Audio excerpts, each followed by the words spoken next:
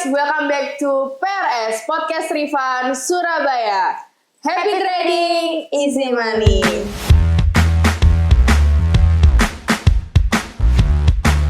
Kembali lagi bersama aku Anila Rasati selaku host dari PRS. Nah, di episode kali ini aku kedatangan bintang tamu yang spesial ya.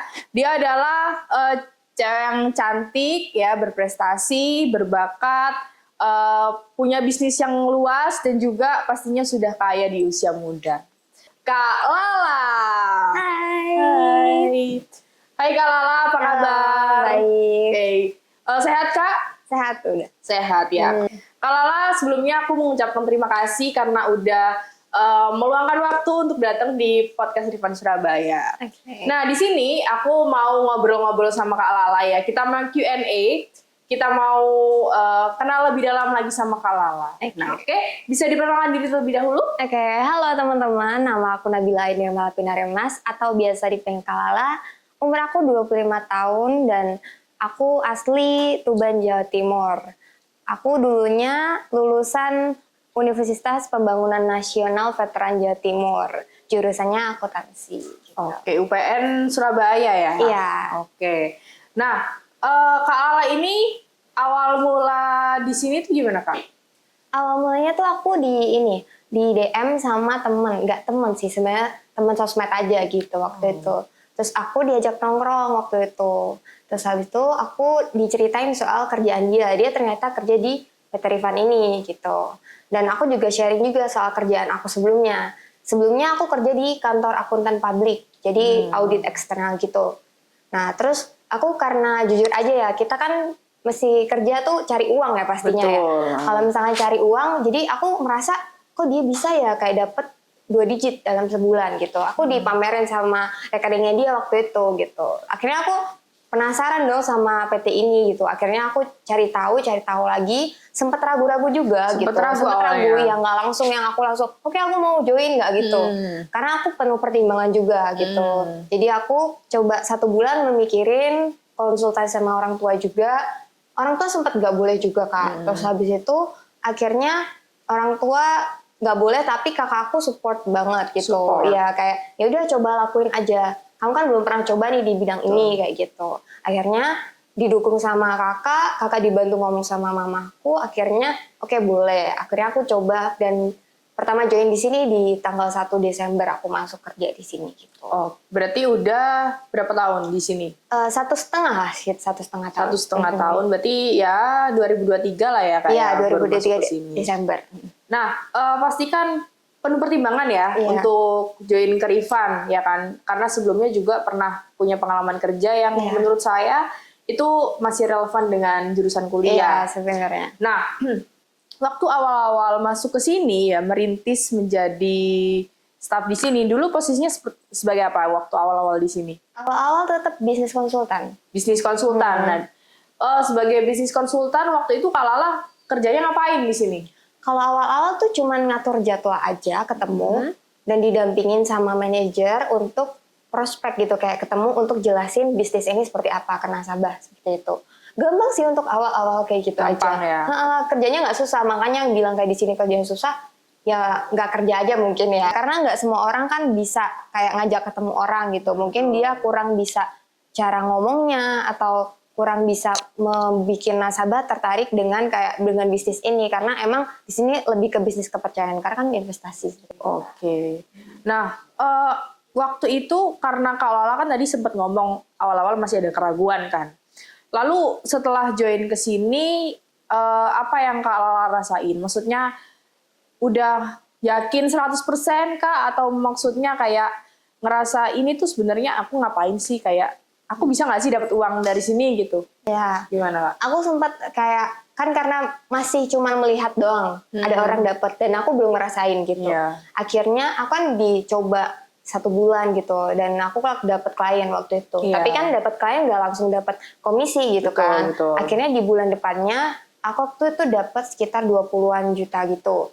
Belum besar gitu waktu itu. Cuman untuk 20 juta di aku yang baru masuk lebih dari UMR lah istilahnya gitu. Jadi itu udah lebih-lebih gitu. Jadi makanya kenapa akhirnya aku kayak oh ya beneran ya ternyata uangnya kayak gitu. Dan beneran banyak, bukan cuman beneran tapi dikit gitu, beneran banyak gitu. Itu berarti income pertama Kak Lala kerja Income di sini? pertama aku 22 juta waktu itu. 22 juta dalam waktu 2 bulan. 2 bulan. Wah, anggap aja lah 1 bulannya 11 juta ya Kak ya? Iya, sekitar segitu. Terus Oke. di bulan kedua, karena waktu itu aku closingnya lumayan banyak, jadi sekitar 3 nasabah. Jadi 3 aku nasabah, wow. bulan depannya lagi dapat paling besar tuh komisi pribadi Iya. ya, itu 85 juta waktu itu. 85 juta dalam waktu Berarti itu 3 bulan. 3 bulan. Selanjutnya. Wow, keren sih guys. Maksudnya Kak Lala sekarang usia 25 25 tahun menghasilkan 85 juta dalam waktu 1 bulan. Wow, keren sih.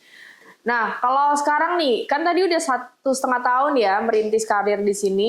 Kalau sekarang nih, kalau boleh tahu posisinya Kak Lala sebagai apa? Sekarang jadi business manager. Jadi manajer dan sekaligus aku diamanain jadi kepala divisi juga. Gitu. Oke.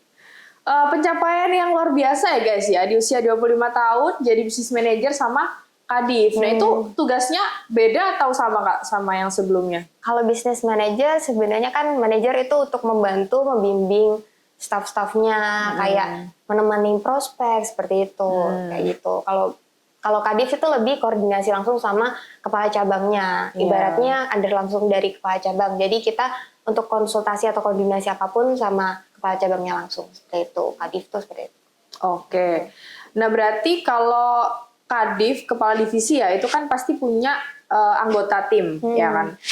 Jumlah sekarang timnya Kak Lala ada berapa? Kurang lebih ada 10. Ada 10. Nah, dalam mengemban tugas nih menjadi Kadif kan, pasti ada tantangannya, suka dukanya, ya kan?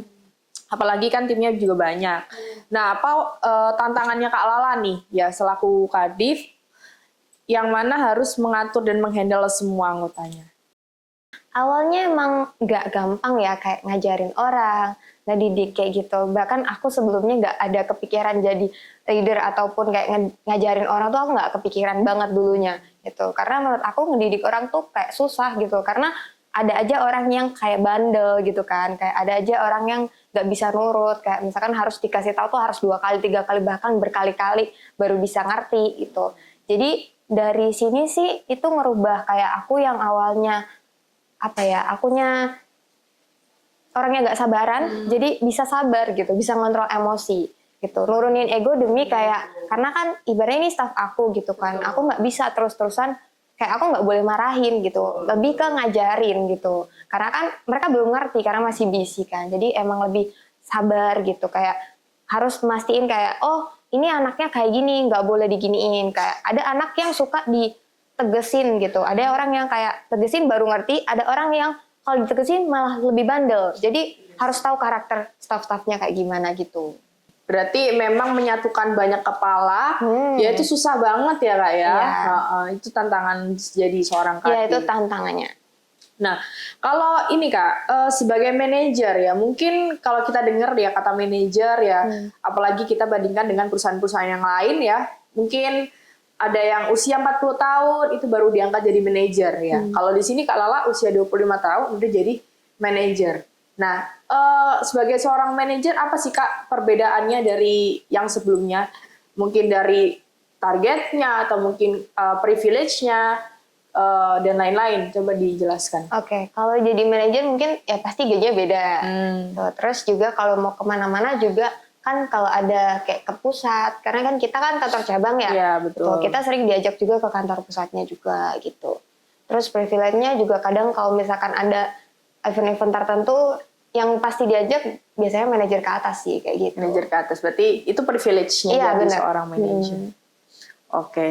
Nah, di depan aku nih guys ya, ini ada 2 piala nih sama sertifikat. Nah, itu mungkin bisa dijelaskan Kak, ini pencapaian yang gimana?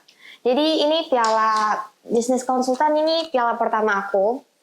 Ini waktu Januari 2024. Pertama kali aku closing. Itu aku dapat 3 nasabah dengan total investasi sekitar 300 juta. Segitu. Nah, ini dulu aku dapat waktu aku bisnis konsultan. Jadi sekitar sebulanan aku kerja aku dapat piala ini gitu.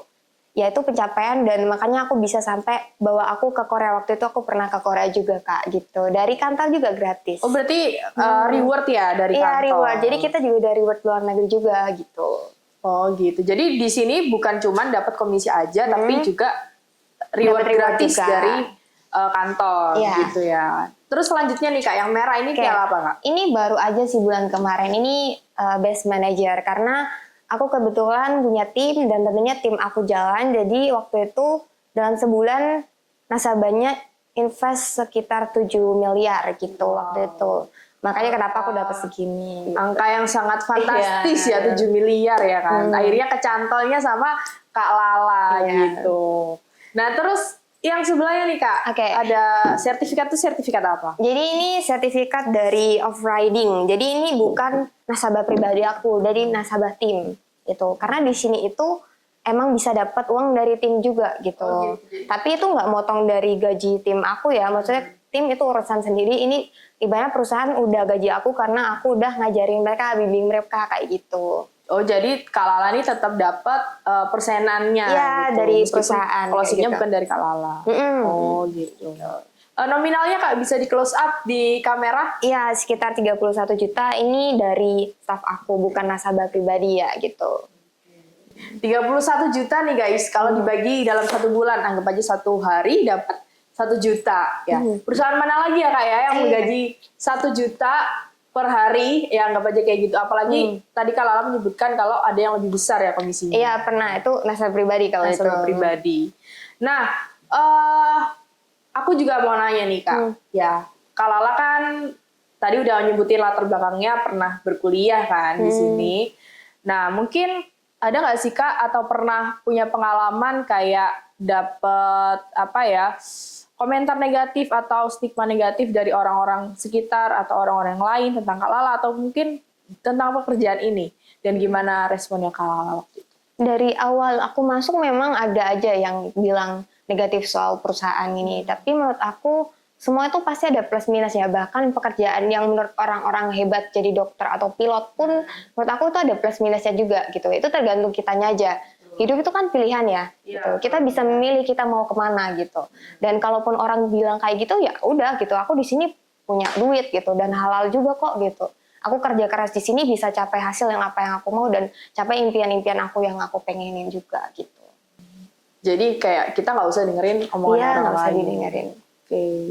Akhirnya Kak Lala pun sekarang sudah bisa membuktikan ya kepada Ya, mereka yang dulu menganggap pekerjaan ini negatif ya kan. Nah, oke Kak Lala, sebelum closing ya, mungkin ada sepatah dua kata atau quotes atau mungkin pesan-pesan buat para BC baru ya, yang baru join di PT Rifan, biar cepet closing gimana caranya, biar cepet kaya raya gimana caranya. Untuk pesan-pesan aku buat BC-BC yang udah berjuang di sini, ibaratnya kalian udah memulai sesuatu nih gitu. Kalau misalkan kalian capek atau kalian ngerasa susah gimana atau ngerasa kayak ada aja pasti negatif thinking gitu ya. Menurut aku kalau emang ngerasa capek itu istirahat aja nggak apa-apa. Tapi jangan berhenti. Karena kalau udah berhenti ya itu semua sia-sia sih gitu.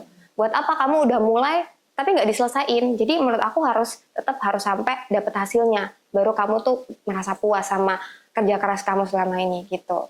Terus juga untuk orang yang belum kerja dan masih ragu-ragu mau kerja di sini, kalau menurut aku cobain dulu aja gitu. Bukan berarti coba-coba gitu ya, tapi dalam arti kalau kamu belum ngerasain, kamu belum ngelihat sendiri kantornya seperti apa, vibes di sini lingkungannya seperti apa, kerja di sini asiknya seperti apa, kamu pasti bakal percaya sama omongan orang negatif. Tapi kalau kamu udah ngerasain, aku yakin pikiran kamu tuh bakalan berubah banget 180 derajat gitu sih. Semoga Kak Lala kedepannya komisinya semakin besar, ya jadi top broker terus, bisnisnya semakin maju, dan juga bisa mencapai semua mimpi yang belum terwujud. Amin.